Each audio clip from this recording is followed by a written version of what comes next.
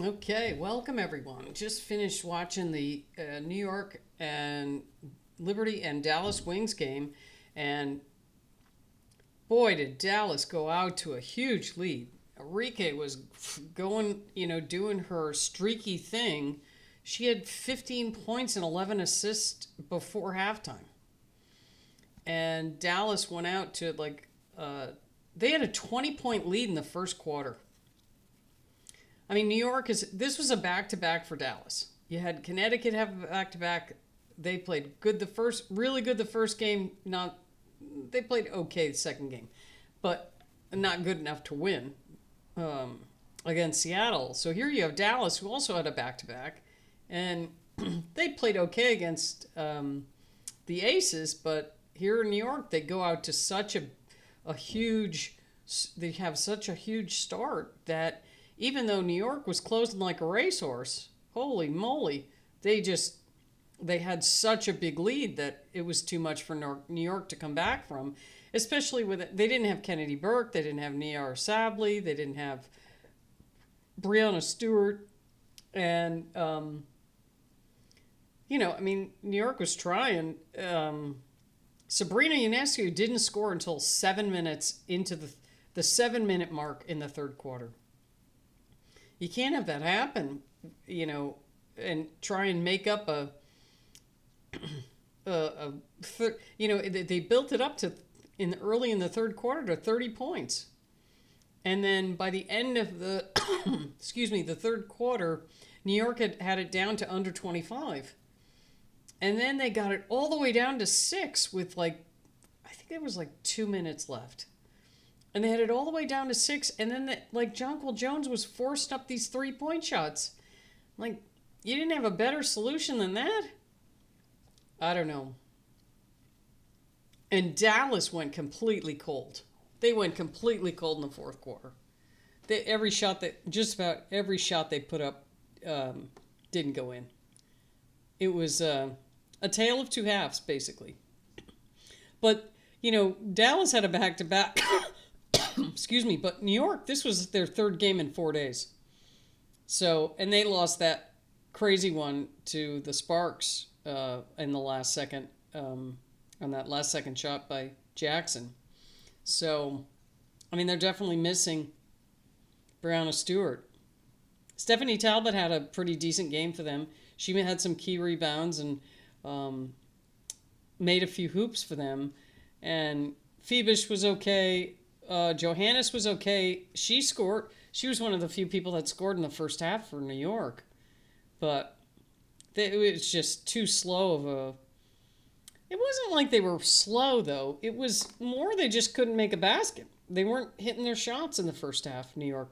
And Dallas was making everything. But Enrique went on, one of those heaters. But then, she only ended up with 20 points. So the whole second half, she only scored 5 points.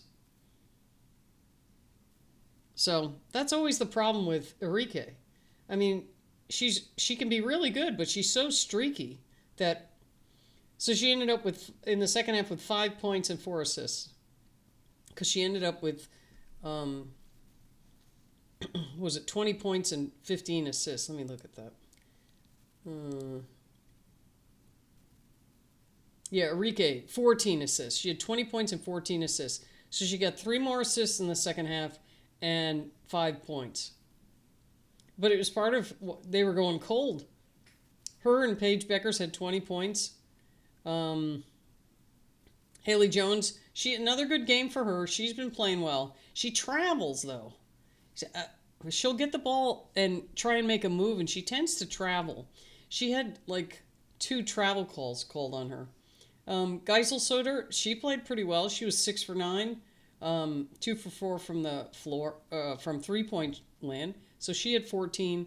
She was the third person in double figures. Haley Jones had 8 points. Quinterly only had 2. She was only 1 for 6. So she's kind of fallen off for the second straight game. I don't know if it's just matchups there. It might be. Sometimes it's, I don't know. DeJounte Carrington, She had 9 points, but she only shot 3 for 10 from the floor, and she was over 2 from 3. Leah Rue, 7 rebounds. Excuse me. 7 rebounds and 8 points. And Carrington actually had 9 rebounds, so that was good. Because she was injured there for quite a while, so she's getting her feet under her basically. Isaiah James had a 3-point shot she made, but that was it for her. And then Hines Allen played in this game. She had 4 points and 2 rebounds. She had a steal. Grace Berger she hit a couple shots for them for 4 points. So Dallas shot 46%. It's good because they were probably at like 70% in the first half, and then the second half they were at like 20. But they shot 28% from 3, which that's not good. But New York shot 26% from 3, so let's see here. New York had 12 turnovers, Dallas had 10, so turnovers weren't an issue. It was mainly shooting percentage and one half versus another, because New York definitely, they were closing. Ionescu ended up having 17 points, and she basically got 17 points in a quarter and a half. And Jonquil Jones had 18. She keeps shooting from the outside, and she's such an advantage inside, and she doesn't, sometimes she goes in there, but she should, be down on the block more, and because she's athletic, she can maneuver around people. But she likes taking those threes a lot. She took 6 of them, only made 2. She was 4 for 4 from the foul line. Isabel Harrison, she had some good minutes. She had 10 points. Phoebus had 9 points, 4 rebounds. She had a block and a steal. Cloud only had 4 points. They could have definitely used more but she had 5 personal fouls, so she was limited in what she could do. She had 8 assists and 3 rebounds. Johannes had 9 points. Most of that was in the first half. She was 1 for 5 from 3. Gardner had 5 points. Stephanie Talbot, 10 points. She ended up having 6 rebounds, 3 assists. She had 2 turnovers and 2 steals and 3 blocks. So good game for Talbot. She's getting her feet wet there in New York. She was part of the Valkyries, and they ended up waiving her for Ilana Rupert. So we'll see how that works out. Anyway, New York shot 43% from the floor, and Dallas shot 46%. Everything else was pretty much even. But yeah, like I said, tale of two halves. New York was blazing in the second half, but just didn't have enough to come back from 30 points. They were whittling it away as time was going on. You could see, like, by the third quarter, they had it under 25.